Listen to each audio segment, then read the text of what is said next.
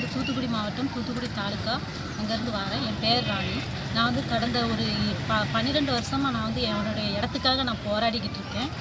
Collector ஆஃபீஸ்லேயே நான் பல petition கொடுத்துட்டேன். என்னுடைய இடத்த வந்து ஒரு குற்றவாளி வந்து ஆக்கிரமிப்பு பண்ணிவிட்டு அந்த இடத்த எனக்கு தராமல் நான் இப்போ போகிற நேரமெல்லாம் ஆட்களை வச்சு மிரட்டுறேன். இதில் அரசியல் தலையீடும் இருக்குது.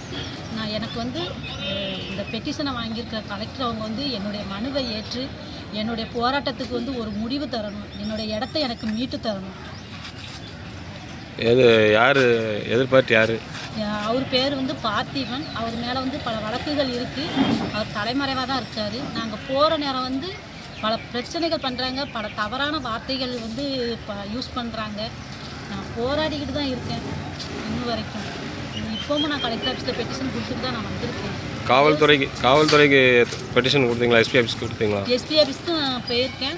ஆனால் அங்கேயே இருந்து அவங்க வந்து அளக்க வந்தாலும் அவன் வந்து அந்த இடத்த வந்து அளக்கவும் விட மாட்டாங்க. இப்போ வந்து நான் அந்த இடத்துல இருந்தால் தான் எனக்கு வந்து அளந்து நான் பட்டா போட்டு தருவேங்கிறாங்க. அந்த இடத்துல எனக்கு குடியிருக்கவே விட மாட்டேங்கிறான். அந்த இடத்துக்குள்ள ஆவணங்கள் எல்லாமே இருக்குது. பட்டா இப்போ இந்த தீர்வை ரசீதுலேருந்து கரண்ட் பில்லேருந்து ரேஷன் கார்டு முதற்கொண்டு எனக்கு அந்த இடத்துல தான் இருக்குது. இப்போ மாவட்ட ஆட்சியர் என்ன சொன்னாங்க?